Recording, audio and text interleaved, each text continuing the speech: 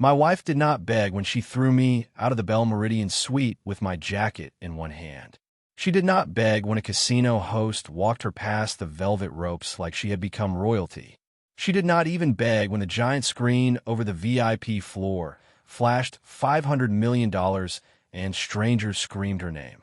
Chelsea Whitlock only begged 24 hours later in a windowless surveillance room when the casino manager said, "Adam, before anyone signs anything, you need to watch what happened at 3:17 in the morning." The whole thing had started with a black wristband I almost threw away. It was stiff, too tight around my left wrist, with a silver chip. When we checked into the Belle Meridian that Friday night, the clerk slid it across the marble counter and told me it was tied to my player account. Chelsea laughed and said, "Great, now you look like you were at a county fair."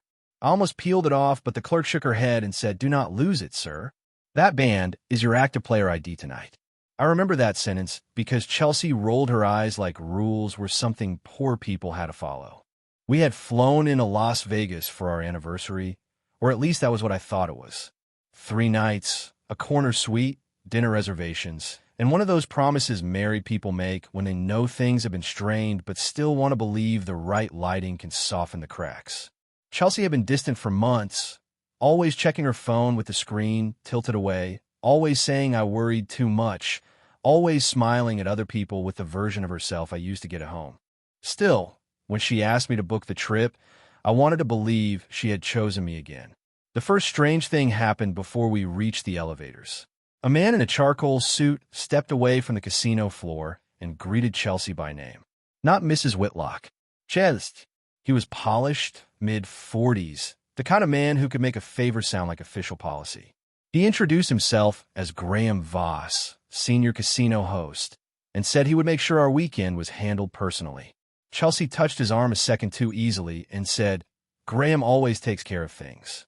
I looked at her, waiting for an explanation. She smiled like I had missed a joke. "We stayed here once before," she said. "You remember." I did not remember Graham. I did not remember her mentioning him. And I did not remember anyone knowing our suite before we checked in. But Graham looked at my wristband, then at the envelope holding our room cards, and for half a second his smile tightened. It was quick, almost nothing, but I caught it. He asked if I planned to play much that night. Chelsea answered before I could. He is not a gambler. He just watches. I should have corrected her. Instead, I let it pass because that was what I had been doing in our marriage for too long. Letting small things pass, so they would not become big things. After dinner, Chelsea wanted to walk the VIP floor. She said she loved the lights, the noise, the ridiculous hope. I followed her past the high-limit rooms, past men in sports coats and women with champagne, past machines that looked less like games and more like private bank vaults with buttons. Every few minutes, my wristband buzzed when we crossed a scanner strip in the carpet. Chelsea noticed. Graham noticed too, because somehow he appeared again near the Meridian 500 progressive machine, just as Chelsea stopped walking. The machine was quiet between 2 pillars with a black leather chair and a gold plaque that said active member play only. Chelsea turned with the brightest smile I had seen in months and said, "Come on, Adam, just one spin for us." I stepped closer, lifted my wrist toward the scanner, and the little silver chip blinked green. Then Chelsea placed her hand over mine on the button. For 1 second, it felt like an anniversary picture someone else would envy. Chelsea's hand was warm over mine. The casino lights were bright enough to erase every tired argument from the last year, and the machine made a soft electronic chime when the green scan accepted my wristband. She leaned close and whispered, "See, we can still be lucky." I wanted to believe that so badly I ignored the way Graham Voss stood behind us, not watching the screen, but watching my wrist. The first spin did nothing. The second gave us a row of gold symbols and a bonus meter that climbed so fast people nearby began turning their heads. Chelsea laughed, not her polite dinner laugh, but a sharp, hungry sound I had not heard from her before. The machine asked for member confirmation. I lifted my left wrist again, and the silver chip blinked green a second time. Chelsea squeezed my hand tighter. Then the whole machine went silent. No music, no coins, no cheerful sound, just a dead pause that made the entire floor seem to hold its breath. A red line moved across the screen, Then the words Meridian 500 Progressive filled the display. The number below, it rolled like an odometer in a hurricane until it stopped at $500 million. I did not scream. I remember that clearly. Everyone else did. A woman dropped her glass. Two men, near the roulette table, started filming. Chelsea stepped in front of the screen as if the light belonged to her body. Graham appeared at her side before security even arrived, his hand already raised to block cameras. He said, "Ma'am, we need to move you to verification." I said, "Us." Graham looked at me then, and for the first time his polished smile cracked. "Of course, sir," he said, but his eyes went to Chelsea. She did not correct him. That was the first real cut. Not the money, not the crowd, not even the way strangers shouted congratulations at her instead of us. It was the silence from my wife when one word could have kept me beside her. Security formed a soft wall around us and guided us toward a private corridor behind the VIP floor. My wristband buzzed twice as we crossed another scanner. A young floor attendant glanced at a tablet and frowned. Graham saw the look and stepped between us. "System lag," he said. "Keep moving." I turned toward the attendant, but Chelsea grabbed my sleeve. "Adam, not now." Her voice had changed. It was low, controlled, almost warning. In the verification lounge, a woman brought water and asked for identification. I took out my driver's license, but Chelsea slid hers forward first, along with her room card. Graham placed his leather folder on the table and said the jackpot team would document the primary claimant. I asked what primary meant. Chelsea smiled without looking at me and said, "It means the person who hit the button." I looked down at my left wrist. The black band was still there, tight against my skin, the silver chip catching the overhead light. I had scanned it. The machine had accepted it. Chelsea had placed her hand over mine, but the account was not hers. Before I could say that, Graham's phone buzzed. He read the screen, then stepped out behind a frosted glass door. Through the blur, I saw him speaking fast to someone. Chelsea watched him, not me. That was when the happiness drained out of me and left something colder. I asked her how she knew Graham. She said, "Do not make this ugly." I asked again. She pressed her napkin flat on the table, slowly, like she was smoothing a contract. "Adam," she said, "if you love me, let me handle this." Then Graham came back in carrying a printed form I had not seen before, and the top line read Soul Winner Preliminary Statement. At the bottom, beside a blank signature line, someone had already typed my full legal name under witness acknowledgement, even though no one had asked me anything yet.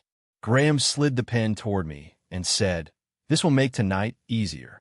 I did not touch the pen. That was the first time all night Chelsea looked directly at me, not through me, not around me toward Graham, but at me like I had become a problem she had already expected. The form sat between us under the warm lounge light, and my name looked strange on it, too official for a room where no one had explained anything. I read the first paragraph slowly. It said the undersigned witness acknowledged that the claimant, Chelsea Marie Whitlock, was the sole participating player during the winning activation. I looked up. Participating player. That was a careful phrase. Not person standing closest to the machine. Not person whose hand was on the button. Participating player. I lifted my left wrist slightly, and the black band caught Graham's eye. He moved his folder a few inches over the paper, as if leather could hide what I had already seen. I asked why my name was typed there before I had made a statement. Graham said casino paperwork moved fast on large payouts. I asked why the form called me a witness instead of a claimant. Chelsea's face hardened. "Adam, please do not embarrass me." That sentence hit differently than everything before it. She was not scared for us. She was scared of me. A compliance assistant came in carrying a tablet and whispered something to Graham. He snapped his eyes toward the hallway, then recovered with a quiet laugh. The assistant turned the tablet away too late. I saw my name on the screen, next to the words, "Active member scan confirmed." Below was the time, 3:14 in the morning. 3 minutes before the machine lit up. I felt the room tilt, but I kept my hand still. Chelsea saw that I had seen it. For the first time since the jackpot, her confidence flickered. Graham thanked the assistant too sharply and told her they would handle the discrepancy upstairs. Discrepancy. That was the second careful word of the night. The first had been witness. I asked for a copy of the statement. Graham said copies were provided after preliminary verification. I asked for the name of the verification supervisor. Chelsea pushed her chair back, the metal legs scraping softly over the carpet. She walked around the table and lowered her voice. Adam, this is $500 million. Do not turn this into one of your little principal fights. I almost laughed, not because it was funny, but because I finally understood the shape of our marriage from her side. My caution had always embarrassed her until the exact second it became useful. The wristband she mocked was now the problem she needed me to solve quietly. Graham leaned closer and said, Sir, your cooperation tonight will be remembered. That sounded less like gratitude and more like a door closing. I stood. Chelsea stepped in front of me. For a moment, I thought she might apologize, or at least admit she was afraid. Instead, she said, Just say you handed it to me before I played. One sentence, Adam. One sentence, and we can fix everything. There it was. Not confusion. Not lag. Not a misunderstanding caused by lights and noise. She wanted me to help rewrite the moment I had lived through. I asked her when I supposedly handed it to her. Chelsea glanced at Graham. He answered for her. Before the final activation. The room went quiet after that, because we all knew the machine had scanned my wrist after Chelsea's hand covered mine. I turned toward the frosted glass door, ready to find someone without Graham's smile attached to his badge, when Chelsea grabbed my jacket from the chair and shoved it against my chest. Her voice was calm enough to hurt more. Go upstairs, pack your things, and leave my night alone. I stared at her, waiting for the woman I married to come back. She did not. Graham opened the lounge door and nodded to security. As I stepped into the corridor, my wristband buzzed against the scanner one more time, and every screen behind the desk turned yellow. That warning followed me into the elevator alone. The elevator doors closed before I understood what the yellow warning meant. For 37 floors, the black wristband pulsed against my skin like a quiet alarm. One buzz every few seconds, never loud enough for anyone else to hear, but enough to make me look down twice. A security supervisor named Miles rode beside me without speaking. He was polite, apologetic, which made everything worse. When we reached our suite, my room card no longer worked.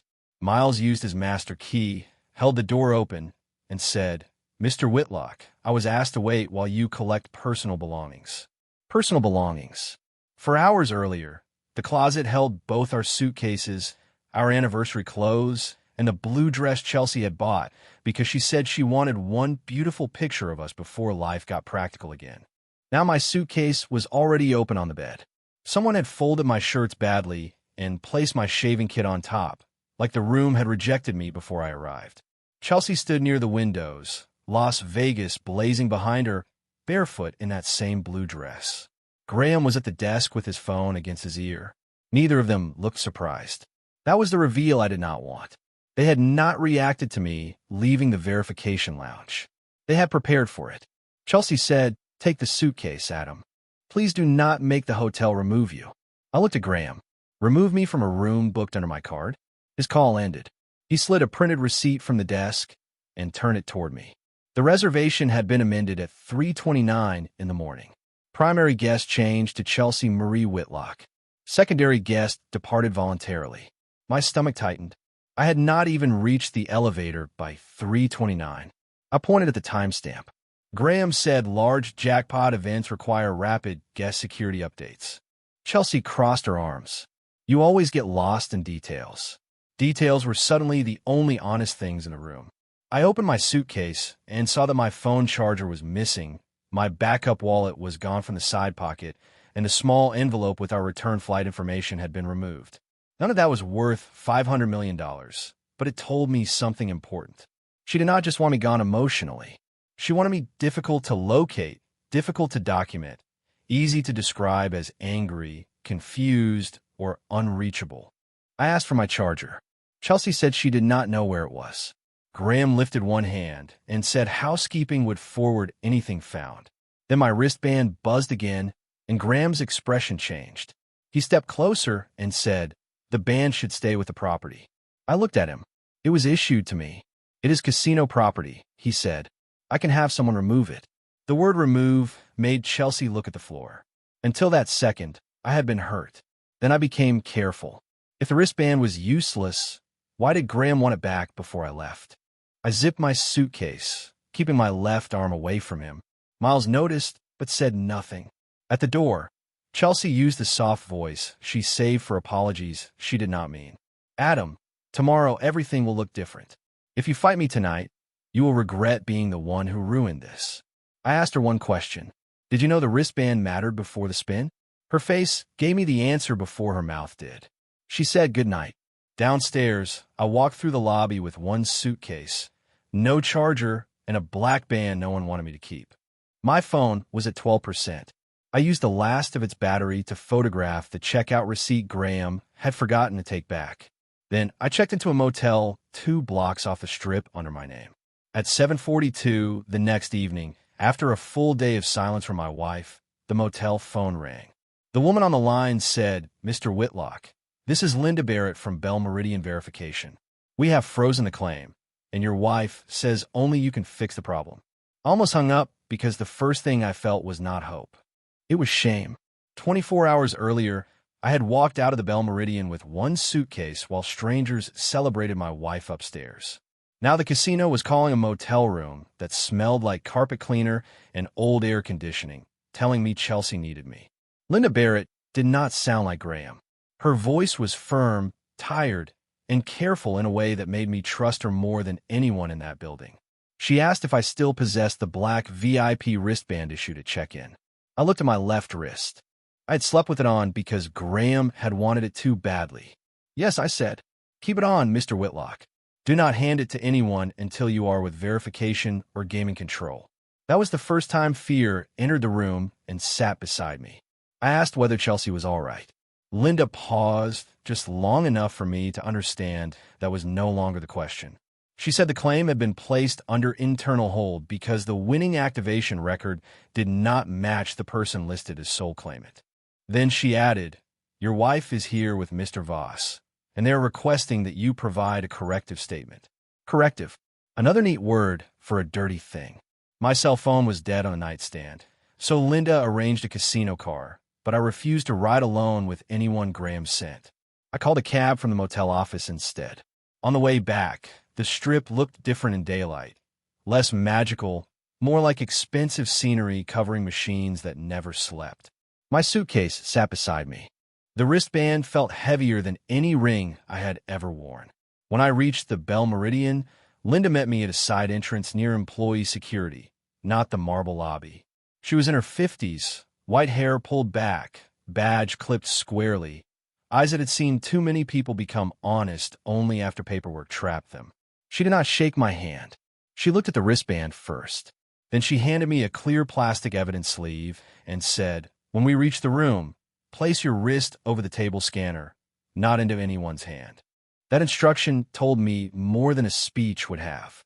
Upstairs, the payout office no longer felt like a celebration space. The champagne was gone. The giant check had been turned toward the wall. Chelsea sat at the conference table wearing sunglasses indoors. Graham stood behind her chair, not beside her now, as if distance might become useful later. Chelsea took off the glasses when she saw me, and the woman who had told security to remove me suddenly looked small. "Adam," she said, "I need you to listen before you get stubborn." Linda interrupted before I could answer. "No private coaching. All statements will be recorded." Graham smiled thinly and opened his leather folder. "We have a simple clarification," he said. Mr. Whitlock temporarily allowed his spouse to use his player band before the winning play, and the system failed to update the visible claimant. Linda slid a tablet toward me. On the screen was a document titled Manual Override Participant Correction. My full name appeared in 3 places. The final paragraph said I acknowledged Chelsea had been the intended active player before jackpot activation. Intended. That word was even worse than witness. It did not need truth. It only needed my signature. I asked Linda what would happen if I signed. She looked at Chelsea, then back at me. The claim would continue under Mrs. Whitlock, pending tax review. And if I did not, the room went still. Linda turned the tablet away from Graham and said, "Then we review surveillance from the member scan corridor and the Meridian floor at 3:17 in the morning." Chelsea whispered my name like a warning, but her voice broke halfway through it. Then Linda unlocked a file on her tablet and said, "There is one more issue you should see before anyone speaks again." It was not paperwork. It was footage tied directly to my wrist. Linda did not play the clip immediately. She placed the tablet flat on the conference table, angled it away from Chelsea, and asked me to scan my wristband first. A square reader sat beside the evidence sleeve, no larger than a coaster, with a small blue light in the corner. I lowered my left wrist over it. The light blinked once, then my name filled the screen in black letters. Adam Michael Whitlock, active member, device issued Friday, 8:12 in the evening, Bell Meridian front desk. Beneath that was a serial number. Linda read it aloud slowly, then asked me to confirm the band had not left my possession since it was issued. Graham leaned forward before I could answer. "That is not necessary for the correction." Linda did not look at him. "It is necessary for my review." I told her the truth. The band had stayed on my wrist all night, through dinner, through the spin, through the suite, through the motel. Chelsea closed her eyes. Not because I was lying, but because I was not. Linda tapped the tablet, and the first clip appeared. It was not the jackpot. It was the VIP corridor from 3:13 in the morning, for minutes before the win. I saw myself walking beside Chelsea, still laughing then, still stupid enough to think we were repairing something. The scanner strip flashed green under my left hand as we passed. A digital overlay appeared on the video, matching the serial number to my account. Linda froze the image. "This establishes that the active player device entered the Meridian zone under your name." Graham cleared his throat. "Entry does not equal participation." Linda nodded once. "Correct.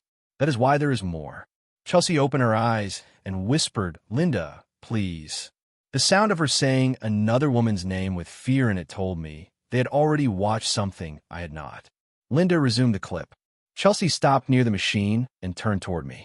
Graham appeared from the right side of the frame exactly 9 seconds later. Not close by accident. Not wandering past. He came from a staff door I had not noticed that night, moving straight toward us while looking at his phone. Linda paused again. "Mr. Voss, you told preliminary review you arrived after the jackpot alert. This clip places you at the machine before the first qualifying scan." Graham's face barely moved, but his hand tightened around the back of Chelsea's chair. "He said casino hosts monitor guests all evening." Linda answered, "Guests, yes. Specific device activity, no." That was the first time I saw Graham lose the room. Chelsea turned toward me, and all the sharpness was gone from her face. "Adam," she said, "if this gets misunderstood, they can hold the money for years." The money. Still not the truth. Still not us. I asked her what she wanted me to misunderstand. She shook her head as if I had hurt her by asking. Linda slid the manual override statement across the table, but this time she placed a yellow review stamp beside the signature line. "If you sign, Mr. Whitlock, you are not simply helping your wife. You are giving us a sworn explanation for why your registered device appears in every pre-activation record, while she appears as sole claimant." My mouth went dry. Graham said the word sworn was dramatic. Linda replied, $500 million tends to make language important. Then she asked Raymond Beck from surveillance to join us. He entered carrying a black drive and a clear case, and Chelsea whispered something I had never heard from her in public before. "I'm sorry." For 1 second, I wanted to believe it was for me. Then Raymond connected the drive and said, "The next clip is from 3:17 and 12 seconds. It includes an angle from above the button panel." Linda looked at me, then at Chelsea. "Once we play this, no one in this room can pretend this is a clerical error anymore." And just before Raymond pressed play, Chelsea reached for the unsigned statement, like paper could stop whatever the ceiling camera had kept alive forever. Raymond pressed play, and the room stopped pretending it was a conference room. The tablet connected to the wall screen, and suddenly we were above the Meridian machine, looking down at the night I had been trying to understand. The angle was cold, silent, almost cruel in how clearly it remembered what every person had chosen to forget. There I was on the screen, standing on the left side of the chair with the black wristband on my wrist. Chelsea stood close enough that her shoulder touched mine. Her smile was aimed at the machine, not at me. Graham hovered behind us, one hand near his phone, the other holding a white access card against his palm. Raymond froze the frame at 3:17 and 12 seconds. Linda pointed to the corner. The scanner beneath the button panel is active here. Watch the light under Mr. Whitlock's wrist. The video moved again. My wrist passed over the scanner. The light turned green. On the screen, I saw myself laugh because Chelsea had said something I could no longer hear. Then she placed her hand over mine, just like I remembered, but from above it looked different. It did not look romantic. It looked guided. Her fingers were not resting on my hand. They were pinning it in place until the scan completed. My breath caught before I could stop it. Graham said, "That proves nothing." Linda did not answer him. Raymond switched to a second camera from the side pillar. The view showed Chelsea glancing over her shoulder at Graham before the button was pressed. Graham lifted 2 fingers, a signal, quick enough to disappear if you were not looking for it. Chelsea pressed my hand down. The machine accepted the scan and began the final activation sequence. Raymond paused the clip again. He zoomed in until the black wristband filled half the monitor. The serial number was not visible, but the chip flash was. Linda placed the evidence sleeve beside the tablet. The flash pattern matched the band still locked around my wrist. No one spoke. I had expected proof that the money was tied to me. I had not expected proof that Chelsea knew where my wrist needed to be. That was the emotional shift that hurt worse than the suite, worse than the suitcase, worse than the form. She had not panicked after an accident. She had helped create the moment and then erased me from it. Chelsea covered her mouth, but no tears came. Graham finally stepped away from her chair. It was the first honest movement I had seen from him. Distance. Preservation. Linda noticed it too. Raymond continued the clip. The jackpot screen exploded with light, and the crowd rushed in. In the chaos, Graham stepped between me and the camera line, blocking my left wrist from the open floor. Chelsea turned toward the crowd and lifted both hands as if she were alone. On the tape, I moved closer to her, but Graham angled his body and redirected me toward the side, speaking into my ear. I remember that moment now. He had told me winners needed breathing room. He had said Chelsea looked overwhelmed. I had stepped back because I thought I was protecting her. On the screen, stepping back made me disappear. Linda asked Raymond to advance 30 seconds. The image jumped to Graham escorting Chelsea toward the corridor, while a security guard placed his body between me and the path. Then Raymond froze the frame. Graham's white access card was now in Chelsea's hand. Linda leaned forward. That card was used at 3:21 to open the preliminary claimant office under Mr. Voss's authorization. Chelsea did not look at Graham then. Graham did not look at Chelsea. They both looked at me. I understood why at the same second Linda did. The tape had not just caught a confusing win. It had caught a handoff before the paperwork. Raymond reached for the volume control and said, "There is audio on the corridor camera after this point." Before he played it, Chelsea stood so fast her chair rolled backward, and she said, "Adam, you do not want to hear that." Raymond did not lower the volume because Chelsea asked him to. He looked to Linda, and Linda gave one nod. The corridor camera filled the wall, showing the hall outside the claimant office at 3:21. The sound was thin, mixed with casino noise, but the voices were clear enough. Graham said, "You have to keep smiling until they move him." Chelsea answered, "I am smiling. He is the problem." Then she said the sentence that made breath leave my body. "Get him out before verification. He knows that band is his." Nobody moved. The air conditioner seemed to go quiet. On the screen, Chelsea touched the white access card Graham had passed her during the crowd surge. Graham replied, "If he refuses tomorrow, we use the incident note." He left angry. He was never part of the claim. Chelsea said, "And if he keeps the wristband?" Graham answered, "Then we make him look like he stole casino property after the win." That was when the room changed. Before that, I had been a husband watching his wife betray him. After that, I was a person watching 2 people build a cage with my name on it. Linda stopped the video. Her face had lost every trace of politeness. "Mr. Voss," she said, "who prepared the incident note." Graham said nothing. Raymond opened another file, not video this time, but a scanned document with a timestamp at 3:24. 3 minutes after the access card entered the claimant office. 5 minutes before my suite reservation was changed. The note described me as agitated, uncooperative, and voluntarily separated from the winner after becoming upset over her independent jackpot. I read the words independent jackpot twice because they were trying to make a lie sound official before I had finished walking down the corridor. My name sat at the top. Graham's employee identification sat at the bottom. Chelsea's statement box was checked. Linda turned to Chelsea. Did you review this note before Mr. Whitlock was escorted upstairs? Chelsea whispered I was scared. Of me? I asked. She did not answer. That silence was the cruelest confession she had left. Graham finally spoke, saying every winner needs protection from family pressure. Linda looked at him the way a locked door looks at a fake key.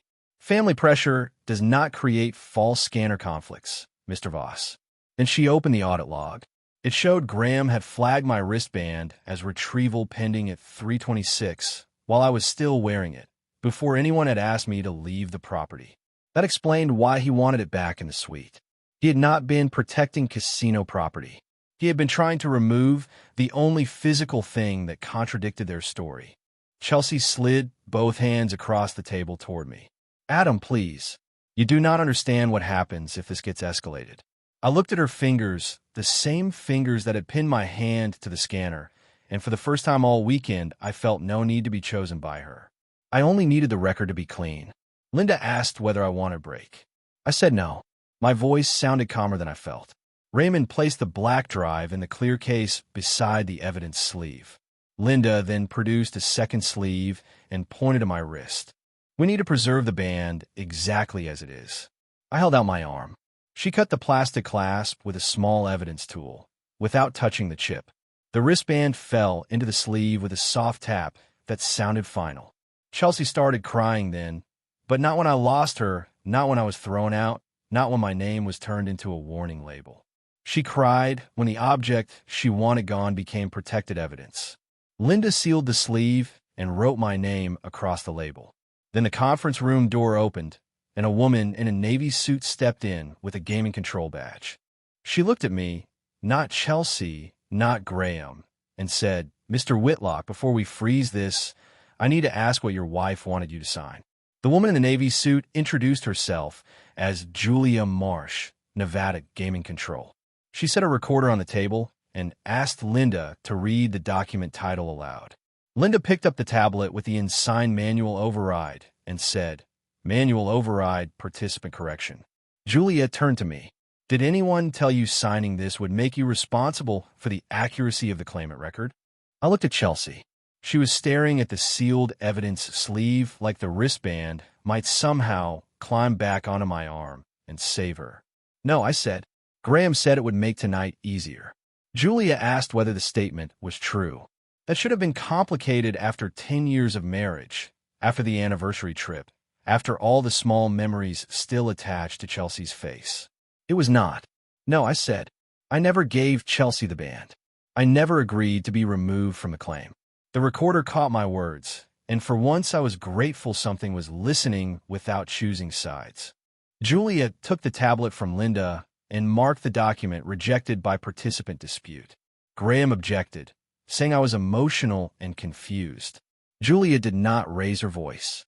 She opened the incident note, placed it beside the corridor audio transcript, and said, Mr. Voss, the only person here who documented Mr. Whitlock's emotions before speaking with him was you.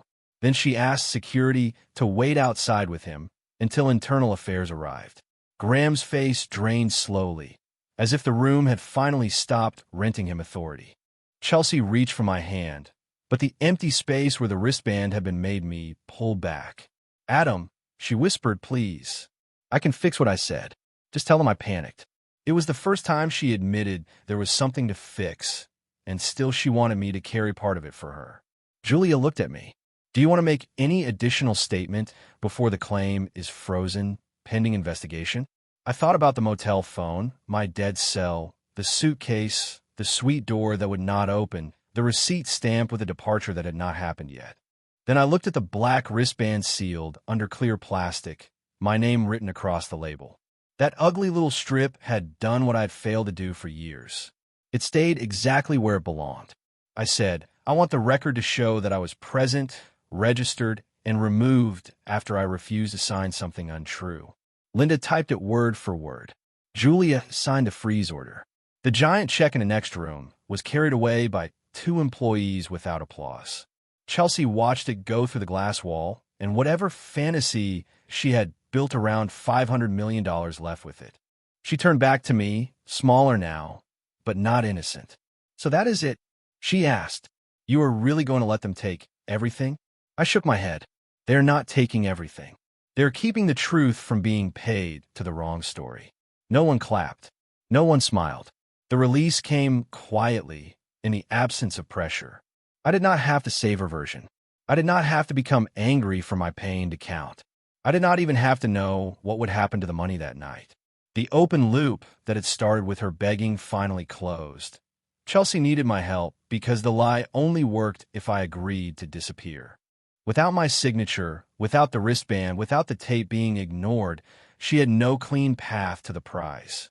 Julia gave me a copy of my statement and told me Gaming Control would contact me directly. Linda walked me to the side entrance.